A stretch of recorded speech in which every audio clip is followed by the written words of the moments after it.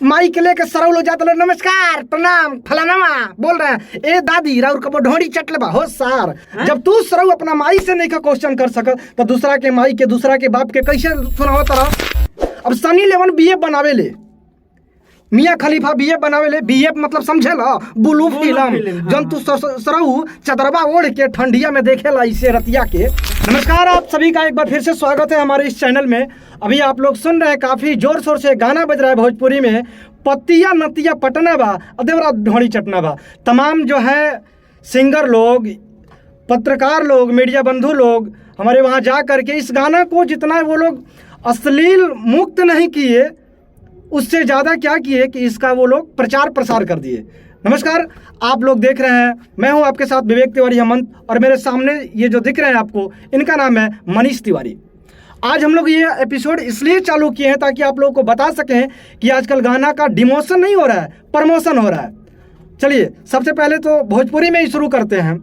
ये जितना लोग ये गनवा बजाओ था, कहो मनीष जी बिल्कुल सही जितना लोग ये गनवा बजाओ था अपना घर है कि पत्तिया नतिया पटना बा देवरा ढोड़ी चटना बा, तो एमे से 100 गो में से 90 गो आदमी कहाँ बजावेला तो होम थिएटर पर बजावेला या फिर बड़का साउंड बॉक्स पर बजावेला। ई कितना लोग के दिमाग में ये चीजवा भरल बा कि हाँ ई का बा कि अश्लील गाना बा, लेकिन ए सरऊ ये अश्लील नहीं खे।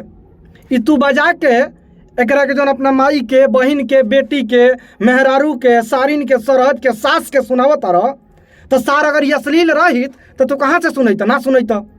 अरे घर परिवार के सबे सुनाता भाई। एगो वायरल वीडियो देखनी है हम। हाँ। अभी परसों अच्छा ओमे कोनो पार्टी फंक्शन होता। हाँ। ओकरा में सारा परिवार के सब लोग डांस करता। हाँ। गाना बजता, पतिया नतिया पटना बा देवरा ढोढ़ी चटना बा। अब बताई जब वो अश्लील रही तो हो सार तू बजावत तारा गानवा तो तारा दिमाग में पहले ही बतिया जाइत कि अश्लील बात हम काहे बजावत नहीं। तू अपना माई के, अपना बहिन के, अपना बेटी के तो खुदे सुनावा तारा सरऊ।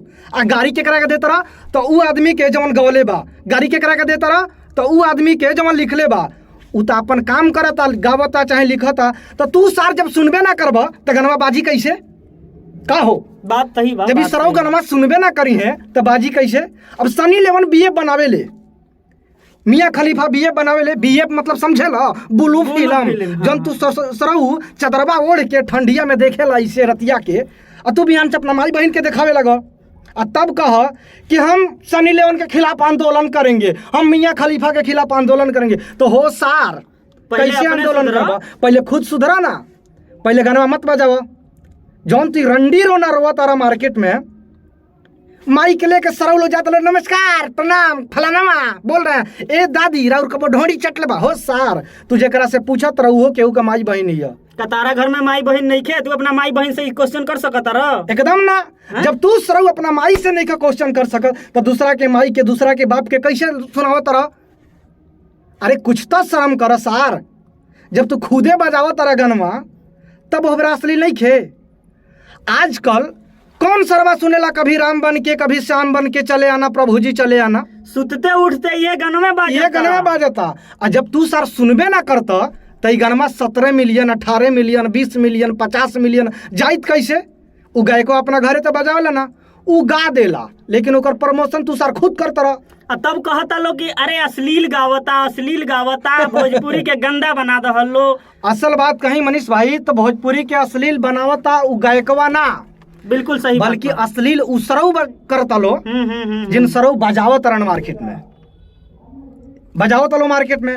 इहे गनवा के सुनाओ तो लो गर्लफ्रेंड के सुनलू कि हाँ बोलिए ना। तो एगो गाना आइल बा, तो कौन गाना? तो पीवा मुआना पटना बा देवरा ढोड़ी चटना बहुत सार। जब तू सुनत रहा या कहत रहा तो तारा कोनो दिक्कते नहीं खे, तो गावे वाला के का दिक्कत बा? मार्केट में जहर भी बेचाला। बिल्कुल बिल्कुल। अब तू सरऊ जहर खा लो, अमर जाता कह कि जहर बेचने वाले कंपनी के खिलाफ हम आंदोलन करेंगे, तो गलती ओकरा में नहीं खे नु जी। हर एक प्रोडक्टवा पर ओकरा लिखल बा कि जान लेवा है।